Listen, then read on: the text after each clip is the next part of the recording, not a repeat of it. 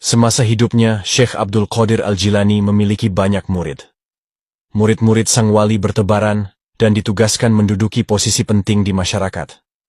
Dari sekian banyak murid beliau, ada seorang pelayan yang sudah lama mendambakan jabatan dari sang wali kutub.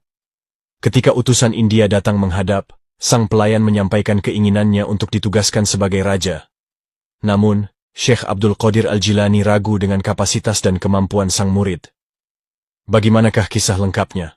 Akankah sang pelayan mampu mengemban tugas sebagai raja? Simak kisah penuh hikmah berikut. Al-Kisah, semasa hidupnya, sang wali kutub Syekh Abdul Qadir Al-Jilani memiliki pengaruh yang begitu luas dan terus meluas ke seluruh penjuru dunia. Murid-muridnya banyak yang kemudian memperoleh kedudukan penting, di antaranya menjadi penguasa. Beliau memang menugaskan dan mengirimkan sebagian muridnya agar dapat menjadi wakilnya sesuai dengan kapasitas diri. Ada yang menempati jabatan hakim, gubernur, hingga raja. Sedangkan sebagian lainnya diangkat menjadi guru spiritual karena tingkatan rohaninya. Syekh Abdul Qadir Al-Jilani diceritakan memiliki seorang pembantu di kediamannya. Pembantu tersebut adalah seorang fakir yang telah mengabdi selama 40 tahun. Dalam rentang waktu itu, ia telah menyaksikan beberapa murid yang jauh lebih muda dan belum lama mengabdi, namun dipilih oleh sang wali untuk menempati jabatan penting. Akhirnya, pembantu tersebut menghadap ke Syekh Abdul Qadir Al-Jilani, berharap agar diberikan posisi penting, mengingat ia adalah salah seorang murid yang paling lama mengabdi. Ia khawatir dengan usianya yang semakin tua. Pembantu itu pun menyampaikan maksud permohonannya. Akan tetapi, belum selesai ia berkata-kata, datang seorang utusan dari India. Mereka meminta Syekh Abdul Qadir Al-Jilani untuk menunjuk seorang maharaja bagi kerajaan mereka. Sang wali kutub lalu menatap pembantunya dan menanyakan, apakah kamu sanggup mengemban tugas ini? Apakah dirimu memenuhi syarat? Pembantu tersebut mengangguk penuh percaya diri. Selepas para utusan keluar dari ruang pertemuan, Syekh Abdul Qadir Al-Jilani menyampaikan persyaratan kepada pelayannya. Dia berkata, aku akan mengangkatmu sebagai maharaja di sana. Namun kamu harus berjanji untuk memberikanku separuh dari keuntungan dan kekayaan kerajaan yang kamu peroleh selama berkuasa. Pelayan tersebut tentu saja dengan senang hati menyanggupinya. Pelayan Syekh Abdul Qadir Al-Jilani yang bekerja sebagai juru masak itu kembali ke pekerjaannya di dapur. Dirinya harus menyiapkan dan menyajikan sebuah hidangan besar. Saat tengah mengaduk masakannya di dalam kuali raksasa dengan sendok kayu, ia dipanggil untuk pergi bersama utusan-utusan dari India, karena akan segera dinobatkan menjadi maharaja di negeri tersebut. Sesampainya di India, pembantu Syekh Abdul Qadir Al-Jilani pun diangkat menjadi raja. Ia memperoleh kekayaan yang melimpah ruah. Tak lama, dirinya menikah dan dikaruniai seorang anak laki-laki. Ia membangun banyak istana untuk dirinya dan keluarganya sendiri. Kekuasaan, keberlimpahan, dan kesenangan hidup dengan segera membuatnya melupakan Syekh Abdul Qadir Al-Jilani, berikut dengan janji yang pernah ia ucapkan dahulu. Dia sudah terlalu asik dan tenggelam dengan dunia baru. Pada suatu hari, Syekh Abdul Qadir Al-Jilani mengirim utusannya untuk menyampaikan bahwa ia akan berkunjung. Pelayan yang telah menjadi raja di India tersebut bersiap-siap menyambut kedatangan Syekh Abdul Qadir Al-Jilani di kerajaannya. Setelah serangkaian prosesi upacara, serta pesta meriah nan megah diselenggarakan, mereka berbincang berdua. Syekh Abdul Qadir Al-Jilani mengingatkan kesepakatan mereka bahwa ia harus menyerahkan setengah dari hasil keuntungan kerajaan kepada beliau. Jengkel karena diingatkan janji untuk memberikan sebagian kekayaannya kepada sang wali. Apa boleh buat, maharaja tidak bisa mengingkari janjinya. Dia menyampaikan kepada Syekh Abdul Qadir Al-Jilani bahwa dirinya akan menyerahkan setengah harta kerajaannya pada esok lusa. Meskipun demikian, terlintas dalam niatnya kalau dia tidak akan sungguh-sungguh memberikan sejumlah itu. Kekayaan yang menumpuk seiring waktu, mengakibatkan sifat tamak raja pun tumbuh. Ia melakukan pencatatan aset secara tidak jujur. Ia membawa daftar kekayaan tersebut di hari yang telah direncanakan. Lalu memberikan sebagian harta kekayaannya kepada sang wali, sesuai dengan catatan yang telah dibuat.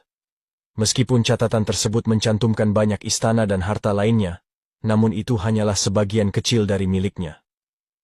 Syekh Abdul Qadir Al-Jilani terlihat puas melihat daftar kekayaan yang ia terima. Syekh Abdul Qadir Al-Jilani jengkel karena diingatkan janji untuk memberikan sebagian kekayaannya kepada sang wali. Apa boleh buat, Maharaja tidak bisa mengingkari janjinya. Dia menyampaikan kepada Syekh Abdul Qadir Al-Jilani bahwa dirinya akan menyerahkan setengah harta kerajaannya pada esok lusa. Meskipun demikian, terlintas dalam niatnya kalau dia tidak akan sungguh-sungguh memberikan sejumlah itu. Kekayaan yang menumpuk seiring waktu mengakibatkan sifat tamak raja pun tumbuh. Ia melakukan pencatatan aset secara tidak jujur. Ia membawa daftar kekayaan tersebut di hari yang telah direncanakan, lalu memberikan sebagian harta kekayaannya kepada sang wali sesuai dengan catatan yang telah dibuat. Meskipun catatan tersebut mencantumkan banyak istana dan harta lainnya, namun itu hanyalah sebagian kecil dari miliknya. Syekh Abdul Qadir Al-Jilani terlihat puas melihat daftar kekayaan yang ia terima. Syekh Abdul Qadir Al-Jilani lantas bertanya, "Aku mendengar kau juga mempunyai seorang anak laki-laki?" "Iya, sayangnya hanya seorang. Jika ada dua, pasti aku pun akan memberikan salah satunya padamu." "Tidak apa-apa, kemarikan anak itu," perintah Syekh Abdul Qadir Al-Jilani. "Kita masih dapat membaginya." Anak itu dibawa ke hadapan mereka. Syekh Abdul Qadir Al-Jilani menghunus pedangnya yang tajam. "Kamu akan mendapatkan setengahnya, dan setengahnya lagi akan menjadi bagianku," kata sang wali. Sang ayah begitu ketakutan. Ia mencabut belatinya sendiri dan berlari dengan mata terpejam ke arah Syekh Abdul Qadir Al-Jilani. Ketika ia membuka matanya, ternyata ia masih sedang mengaduk makanan di kuali besar dengan sendok kayu. Syekh Abdul Qadir Al-Jilani berdiri tepat di hadapannya dan menatapnya lekat-lekat. Sang wali berujar, "Sebagaimana kau saksikan sendiri, kau belum siap menjadi wakilku. Karena kau belum menyerahkan segalanya, termasuk dirimu, kepadaku." Sebagai kekasih Tuhan, Syekh Muhyiddin Abdul Qadir Al-Jilani dikaruniai dengan kemampuan membaca manusia, karena dirinya telah kasyaf. Dia dapat menyelami dimensi hakikat yang memperlihatkan sifat-sifat asli manusia di mata batinnya. Sehingga dia mengetahui persis siapa saja manusia yang cocok untuk satu urusan, tetapi tidak tepat menempati posisi tertentu. Hal tersebut terkait dengan perbedaan makom atau derajat diri. Manusia itu hakikatnya unik. Keunikan yang merupakan sebuah keniscayaan, karena sebagai hasil karya Tuhan, manusia diciptakan dengan keanekaragamannya masing-masing. Keunikan tersebut meliputi perbedaan segala sifat dan karunia yang diterima oleh tiap manusia, sesuai dengan kadar kemampuan dan kapasitas lahir batinnya. Jika dalam sebuah lintasan takdir seorang manusia direncanakan Tuhan, akan menjadi pemimpin besar, sudah tentu dalam dirinya memiliki daya-daya rohani yang telah disiapkan oleh Tuhan.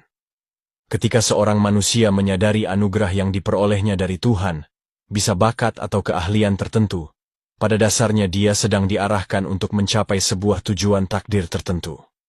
Namun, jika dirinya bernafsu menghendaki sesuatu, atau posisi yang bukan adalah bagian takdirnya, dia tidak akan pernah sampai ke sana.